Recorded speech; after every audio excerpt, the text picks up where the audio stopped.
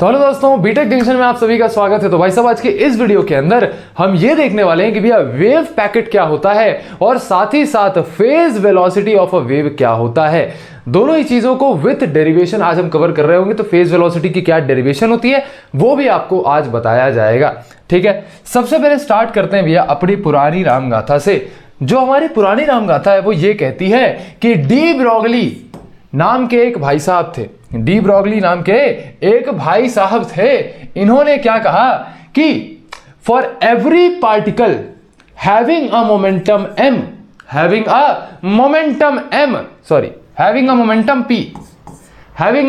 p has a wave associated to it. कहने का मतलब क्या है, डी ब्रॉगली भैया ने कहा कि अगर एक पार्टिकल, चाहे वो मटेरियल पार्टिकल हो चाहे वो लाइट पार्टिकल हो, अगर वो एक मोमेंटम के साथ एक मोशन में है तो उसके साथ एक वेव एसोसिएटेड होगी।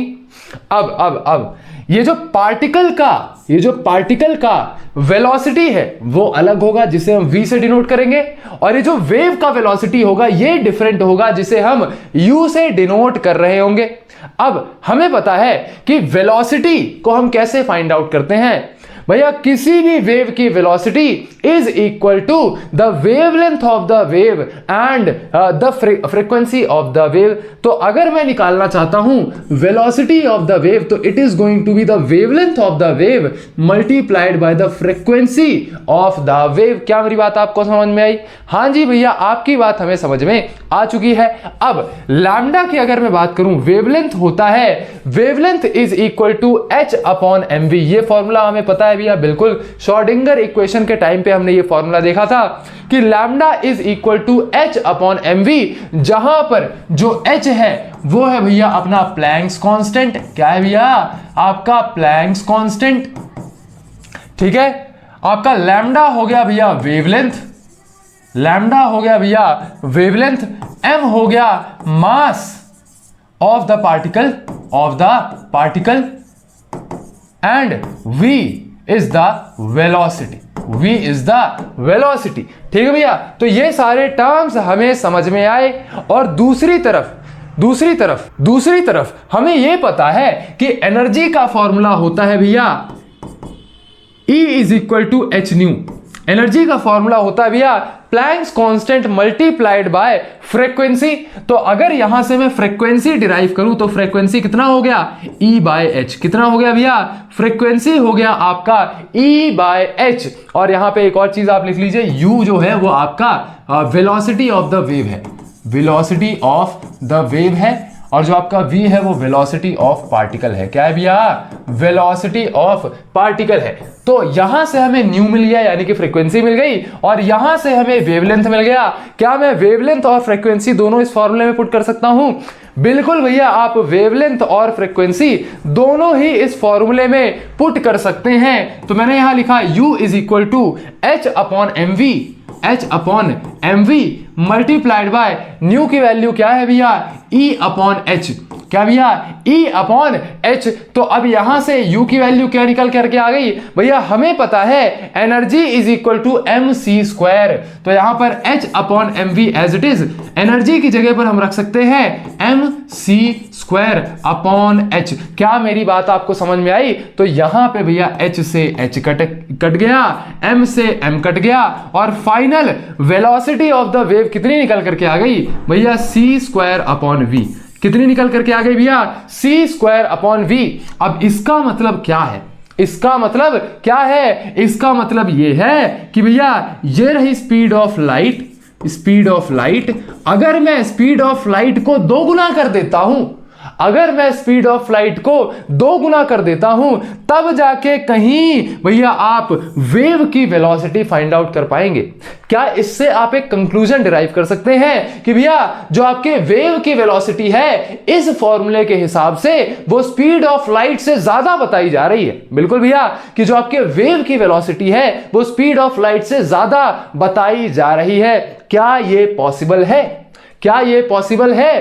Can the velocity of wave be greater than speed of light? भैया this is the violation of Einstein's theory. Einstein ने ये कहा था कि कोई भी वेलोसिटी, कोई भी स्पीड ऑफ लाइट से ज्यादा नहीं हो सकती, and this is a clear violation. यहां पर भैया वेव की वेलोसिटी जो है वो स्पीड ऑफ लाइट से ज्यादा बताई जा रही है। कहने का मतलब क्या है कि जो डी ब्रॉगली ने कहा कि भैया ये एक वेव एसोसिएटेड होती है, इसमें कुछ तो प्रॉब्लम है भैया, इसमें कुछ तो इशू है। अब ये जो चीजें हैं मैं हल्के में नहीं बता रहा हूं, अगर आपको वेव पैकेट एग्जाम में पूछता है तो आपको ये सारी चीजें बतानी पड़ेंगी कि वेव पैकेट का कॉन्सेप्ट कहां से आया और कौन लेकर के आया।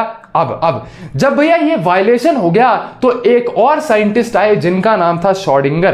क्या नाम था भैया? श्रोडिंगर साइंटिस्ट आए, और श्रोडिंगर ने क्या कहा? श्रोडिंगर ने कहा कि भैया आप गलत तो नहीं बोल रहे हो, आप गलत नहीं बोल रहे हो, डी ब्रॉगली भाई साहब आप गलत नहीं बोल रहे हो, बस इसमें थोड़ा सा मॉडिफिकेशन कर दो, आपके स्टेटमेंट में थोड़ा मॉडिफिकेशन कर दो। जो डी ब्रॉगली हैं, डी ब्रॉगली ने ये कहा, इसको मैं थोड़ा साइड कर देता हूं, है ना। डी ब्रॉगली ने ये कहा कि कोई भी पार्टिकल अगर मोशन में है तो उसके साथ एक वेव एसोसिएटेड होगी।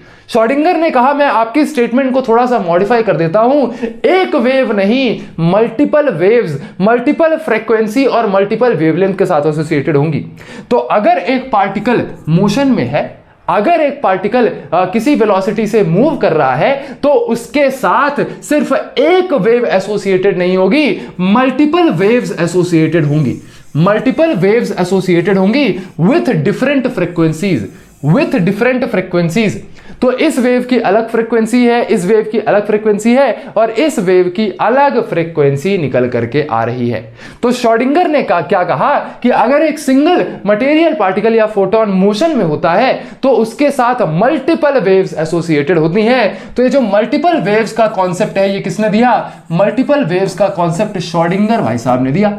ठीक है। अब श्रोडिंगर भाई साहब ये कहते हैं कि ये जो डी ब्रॉगली ने ऊपर से एक सिंगल वेव देखी ना, जो डी ब्रॉगली ने सिंगल वेव की बात करी वो एक्चुअली सुपर इंपोजिशन है ऑफ मल्टीपल वेव्स। तो जो डी ब्रॉगली को सिंगल वेव दिख रही है, जो डी ब्रॉगली को सिंगल वेव दिख रही है, इसी सिंगल वेव के अंदर ये मल्टीपल वेव्स सुपर इंपोज हो चुकी हैं। क्या हो चुकी है भैया? सुपर इंपोज हो चुकी है। अब इसी कॉन्सेप्ट को मैं आपको थोड़ा सा और बेटर तरीके से समझाना चाहूंगा। ठीक है यार, यहां थोड़ा टाइम दे दोगे ना तो आपको फेज वेलोसिटी, ग्रुप वेलोसिटी और फिर वेव पैकेट क्या होता है उसमें दिक्कत नहीं होगी, है ना। तो यहां मैं थोड़ा सा आपका टाइम ले रहा हूं, है ना।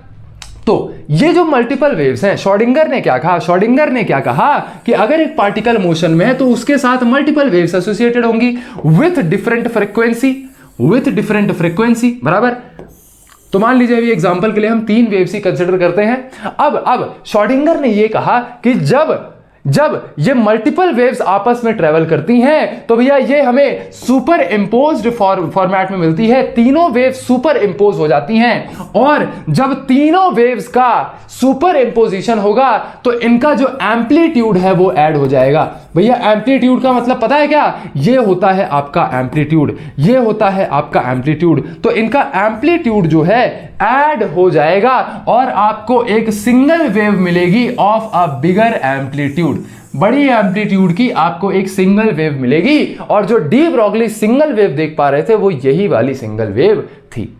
तो ये भैया श्रोडिंगर की कहने की बात है। अब श्रोडिंगर ने ये कहा कि ये जो सिंगल वेव आप देख पा रहे हैं, इसी सिंगल वेव को, क्योंकि इस सिंगल वेव के अंदर मल्टीपल वेव्स का सुपर इंपोजिशन है, तो इसी सिंगल वेव को हम कहते हैं एक वेव पैकेट। क्या कहते हैं भैया? इसी सिंगल वेव को हम कहते हैं एक वेव पैकेट। क्या कहते हैं भैया? Wave packet.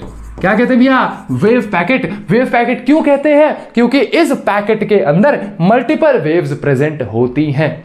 आपको क्या वेव पैकेट का कॉन्सेप्ट समझ में आ चुका है?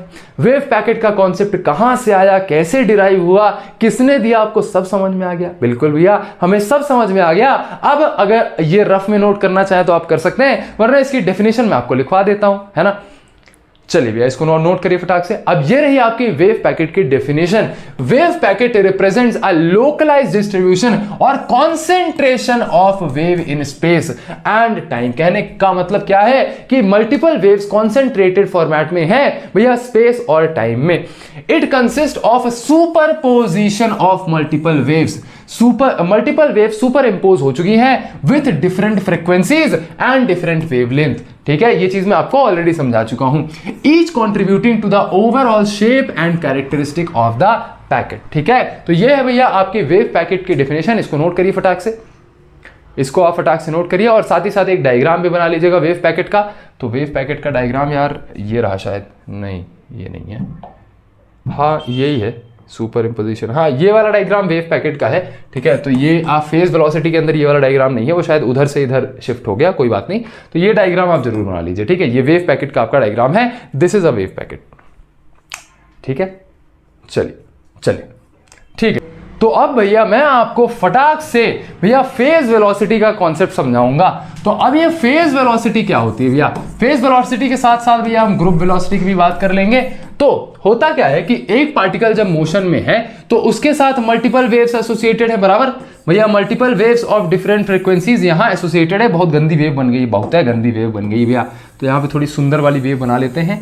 ठीक है भैया, एकदम सांप जैसी वेव्स हैं, सांप जैसी वेव्स। ठीक है, तो यहां मल्टीपल वेव्स प्रेजेंट हैं।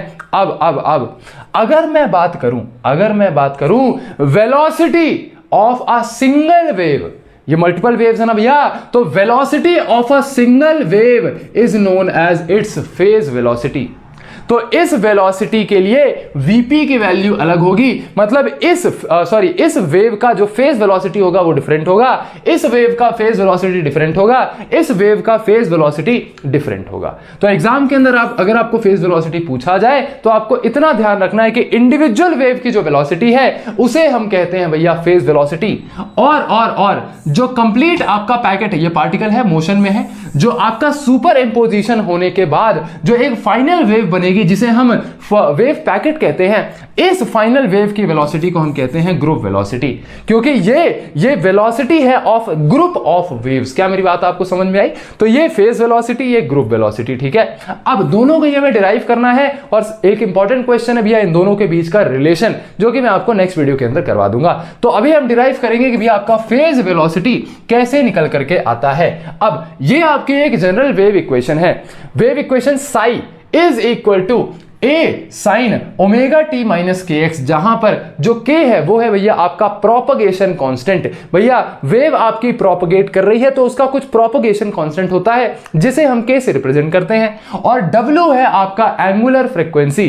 तो जो आपका डब्ल्यू है वो कभी एंगुलर वेलोसिटी, एंगुलर फ्रीक्वेंसी दोनों से रिप्रेजेंट किया जाता है। ठीक है, तो अभी यहां पर हम इसको एंगुलर फ्रीक्वेंसी बोल रहे हैं, और जो आपका W एंगुलर फ्रीक्वेंसी, इसका फॉर्मूला होता है 2 पाई न्यू। क्या होता है भैया? 2 पाई न्यू, और K का फॉर्मूला होता है 2 पाई बाय लैम्डा। अगर मैं बात करूं किसी भी एक सिंगल वेव की, तो उसका फॉर्मूला क्या होता है भैया? एक सिंगल वेव की वेलोसिटी होती है U is equal to lambda nu, U is equal to lambda nu. अगर मैं क्या करूं कि इसी लैम्डा न्यू में एक 2 पाई ऊपर मल्टीप्लाई कर दूं और एक 2 पाई डिवाइड कर दूं, तो कोई दिक्कत है क्या? नहीं भैया, कोई भी दिक्कत नहीं हो रही है। अब इस चीज के अंदर जो इतना पार्ट है वो भैया निकल करके आ जाता है आपका एंगुलर फ्रीक्वेंसी, और जो इतना पार्ट है ये निकल करके आ जाता है आपका भैया प्रोपगेशन कांस्टेंट। तो यहां पर क्या बन गया? यहां पर भैया ये बन गया कि फेज वेलोसिटी, यानी कि velocity of a wave is equal to omega upon k, और यही है आपका फेज वेलोसिटी। यही है भैया आपका फेज वेलोसिटी। तो अगर कोई पूछता है कि phase velocity of a wave क्या होगी, तो बोल देना कि भैया उसका angular frequency divided by propagation constant, यही होता है उसका फेज वेलोसिटी।